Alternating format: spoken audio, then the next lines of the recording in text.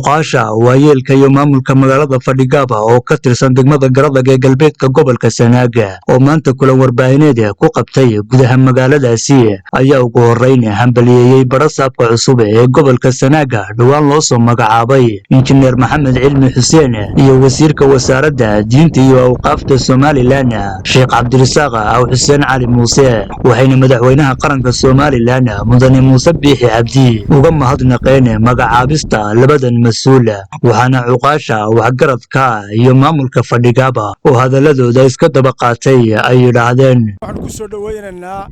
barasaabka cusub ee gobolka Sanaag loo soo magacaabay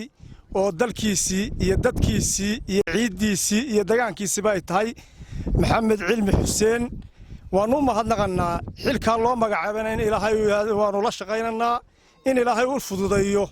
oo ku garab galo oo ku asturo waxaanu kala ugu hankalka ka hambalyeynaa Sheekh Albani Xuseen Cali Muuse wasiirka diinta iyo waqaafta loo magacaabay madaxweynaha Soomaaliland uu magacaabay oo ay deegaankiisii iyo dalkiisii aan tahay gobolka Sanaag haddaanu nahay magaalada Fadhigaaba waan ku soo dhaweynaynaa oo hambalyeynaa waxaan kala halkan ugu hambalyeynaa madaxweynaha Soomaaliland Muuse Biixi Cabdi waxaan leenahay madaxweyne xilka labada mas'uul ee gobolka Sanaag u dhashay soo magacawday waanu kaaga mahad celinaynaa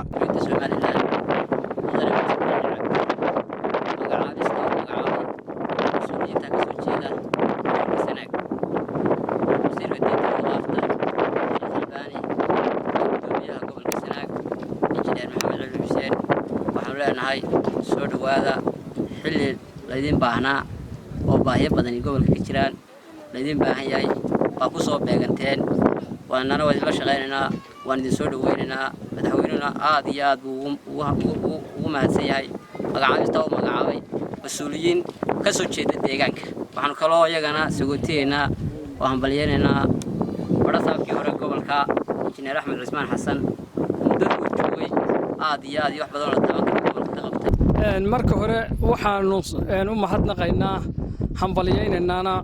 madaxweynaha Somaliland Muuse Biixi Cabdi ayaanu marka hore aad u hambalyeynaynaa isagoo isku shaandhaynta uu sameeyay aanu ugu mahadnaqayno kuna hambalyeynayno waxaanu kaloo aanu si gaar ah ugu hambalyeynaynaa wasiirka uu magacaabay ee wasaaradda awqaafta iyo diinta Cabdirasaaq Xuseen Cali Muuse ayaanu isagana aad ugu hambalyeynayna waxaanu kaloo aad u hambalyeynaynaa barasaabka cusub ee loo soo magacaabay gobolka Sanaag injineer Maxamed Cilmi Xuseen isagana waxaanu aad baan u hambalyeynaynaa waanu soo dhaweynaynaa waxaanu leenahay soo dhawow waxaanu kaloo hambalyeynaynaa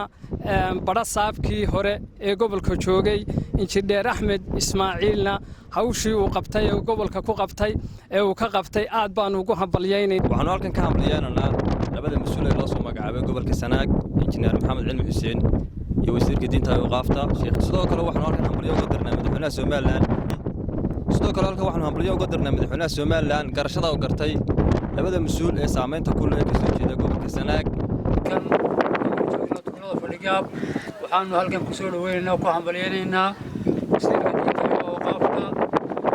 Sheekh Albani Xuseen sidoo kale waxaanu halkan hambalyo uga diraynaa barasaabka cusub ee gobolka Maxamed Cilmi Xuseen waxaanu leenahay Ilaahay subxaanahu wa ta'aala shaqada laydin waday inuu garab galo iyo Maxamed Cilmi Xuseen oo u dhashay gobolka Sanaag xaaladihiisa iyo wax ka qabadkiisa iyo howlgalkiisa loo xil saaray annana waayeelka iyo dadweynaha magaalada haddaanu nahay inaanu ka ajiibno lana socolno waxna ka qabanno waayeelna kula ahaano wax ka qabadkiisa Muuse Biixi Cabdi madaxweynaha aad barbaarinayna sababtoo ah maradaad gobolka soo magacawday dad mutakara oo wax qaban kara sida wasiirka diinta iyo waqaafta Cabdirasaaq Xuseen Cali Muuse iyo injineer Maxamed Cilmi Xuseen labadaba aad baan kugu hambalyeynaa magacaabinta magacawday annana waa la shaqeyn doonaa insha Allah laakiin iyagana waxaan dardaarmay maanta in xilka loo dirto fududeeyo ayaa lagu duceynaynaa baliyo iyo kalgacal uga diraynaa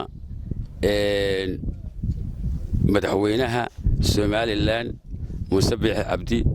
ee u soo doortay